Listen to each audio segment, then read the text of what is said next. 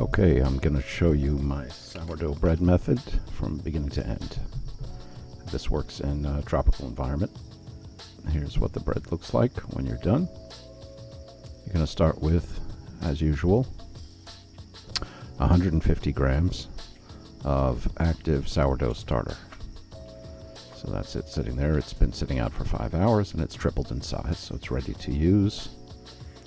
Now I'm going to weigh out exactly 700 grams of what they call first-class flour here in the Philippines. And I'm going to add 1.5 teaspoons of fine sea salt and 1 tablespoon of Vital Wheat Gluten. That's just to juice up the flour and make it more like top-notch bread flour, since that's not available here. So now I'm going to take my starter and I'm going to mix in most of my water, and that's 425 grams of water, which is 1 3/4 cups. And I'm just going to mix that in with the starter to get it all, helps it get distributed. I'm going to add that all at once to my flour. Add the rest of the water to the starter container just to make sure I get every last bit, because it was measured out perfectly at 150 grams. Then I'm going to mix together my flour, water, and starter. The salt and the Vital Wheat Gluten, maybe I stirred it through the flour very carefully beforehand, by the way, before I added the water and the starter. I stirred the flour to mix in the salt and the Vital Wheat Gluten through the flour. Okay, so now I'm mixing in the water and the starter into the flour, which already has the salt and the Vital Wheat Gluten, so it's everything is all in the dough at this point. Once I can get my hand in there, I do, so just bring it together. I'm not counting this as kneading, just bringing the flour together and making sure all the flour is hydrated.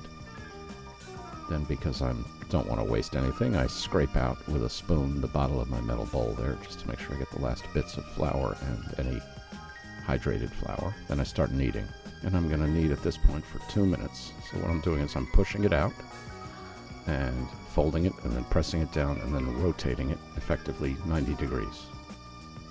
Okay? So push down, slap, press, rotate, fold, push out, fold, press, rotate. And I make it into a ball, and then I'm going to, after it's formed into a ball, I'm going to let it sit for 8 minutes. Okay.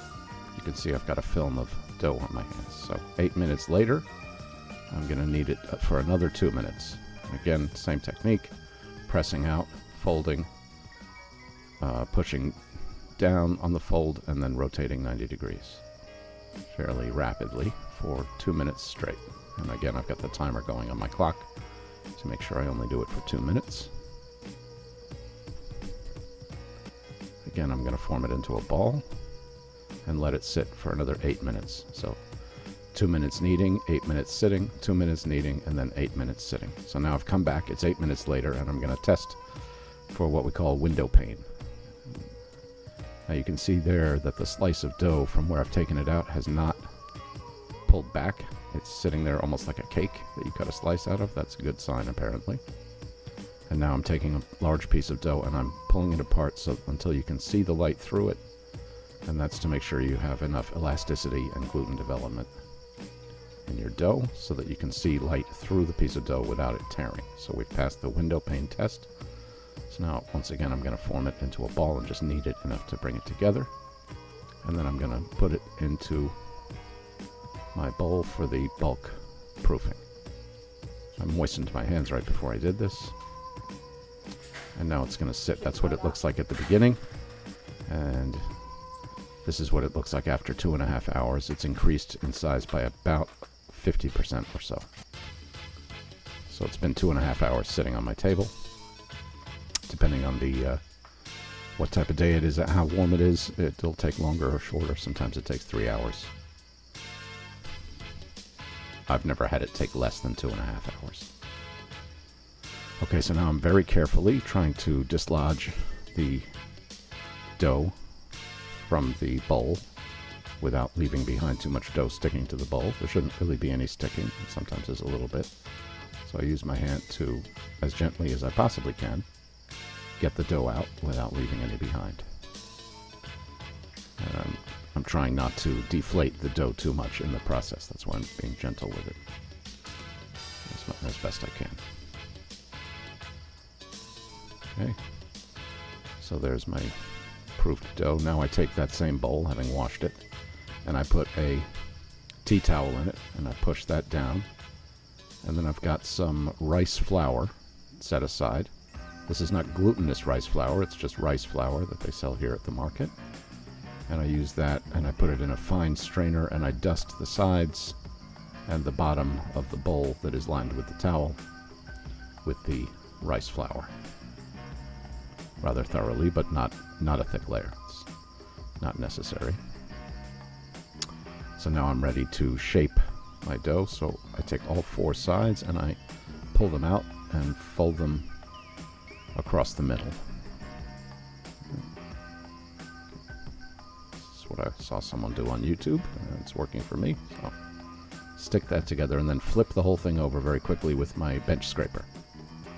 And then I start to scrape, pull it, and turn the loaf on the board, which obviously is not floured, which is good. So then the dough catches on the board, and as you pull it towards yourself, you are kind of tucking it under itself, and gradually you're forming a tight ball of dough, and you're increasing the surface tension on the dough ball. So I'm rotating and then pulling it towards myself, rotating, pulling towards myself until I have a nice round, even, taut dough ball. I've seen people do this a lot more gently. I don't know, maybe if you do, you end up with bigger air holes in your final bread. I don't know, I don't actually really want that. So, because I like making grilled cheese sandwiches, so. This is working out fine for me, so this is how I do it. So then having done that, I then just sprinkle the dough ball with rice flour again, smooth it out so that I don't have a huge amount of it, but just enough so that it's dry on the surface. And then I do a little more shaping with my hands, and now I'm placing it into that bowl with the towel, but smooth side down. So the side that was on the board is up now, and I'm pinching it together a little bit more, just to, again, further increase the tension while it's inside the bowl. And then I'm just using my hands to make sure those pinches are, staying together. The dough is locking with itself. And then I'm going to sprinkle that side of the dough with a little rice flour just to keep the towel from sticking. Then I'm going to cover that with the towel, and it's going to sit out for another approximately 50 to 55 minutes at room temperature. Okay. Now, after about 25 minutes, it's time to start getting my oven hot. So here's my Lodge combination cooker, which is nice because there's no knob on the top, so it's a flat. It can go either way. You'll see what I mean in a minute, but so it's called a combo cooker. So I'll turn my oven on. It's an electric oven. It takes quite a while to heat up. So I'll turn it on to 230. And then I've got my stove on low, and I put the bottom part of my combination cooker, which is basically a cast iron Dutch oven. I put it on low heat for 5 minutes, and then after 5 minutes I turn up the heat and leave it sitting there on high heat on the stove for 10 minutes. So it's been 15 minutes getting screaming hot. Now I put it into the oven. Now I leave my oven for another 10 minutes. When the oven has reached 230, I put the small part of the combination cooker again on the stove for 5 minutes and get it screaming hot. Meanwhile, here's my bread that has now been sitting out for about 50 to 55 minutes, and it's increased in size by maybe 25%. Now you do the poke test. When you poke it in, it should spring back, but not all the way. So it leaves an indentation. It should spring back about halfway. And that's when your bread is perfectly proofed and ready to bake. So I pick up my bowl with one hand. The the small part of the combination cooker has now been sitting for 5 minutes on the stove, and it's screaming hot, so I'm very careful, and I bend it over and sort of push the bowl into it and quickly flip it over, remove the bowl, and remove the towel. And that's how I get my dough into the combination cooker. This way I don't have to use a piece of parchment or a baker's peel or any of that stuff. It just goes right into the screaming hot top, which is now the bottom of my combination cooker. My Dutch oven. So this is why we like this combination cooker, because it doesn't have a knob on it, and I can make the top be the bottom. So now I score it about 1 inch deep, just off the center. You can't quite see it that well here, but I'm not going right down the center.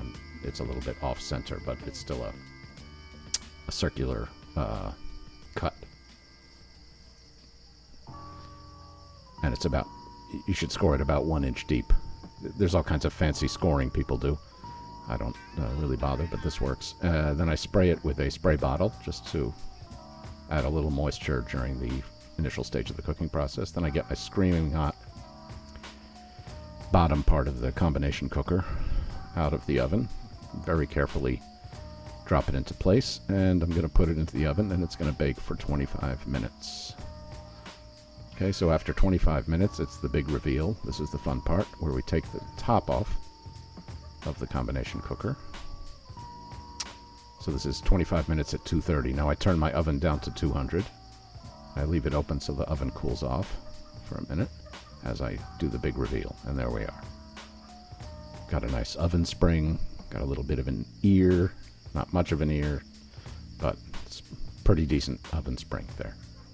Okay, so now I'm putting it back in the oven. I've turned the oven down to 200, and I leave it in for 30 minutes. And then this is what I get after 30 minutes. And it's time to invert it, put it on a wire rack, and let it cool completely. You do need to let it cool completely before you try to slice into it, and that might take a couple hours, especially in this warm climate. And there it is. And here is me. This is actually another loaf, because that first one was for a friend and I didn't want to cut into it. So my next loaf, I filmed this, and there's me cutting it, and I'm going to leave in a little sound of the cutting so you can hear the crispiness. And there you go. It's actually rather hard to take slices off it, you know, when it's only been out of the oven for a few hours. It's rather a trick. It's really much easier to cut the next day. But it, of course, is at its peak taste the first day you make it. So there it is. Good luck. Let me know how your sourdough journey goes, and maybe I'll see you again. Bye.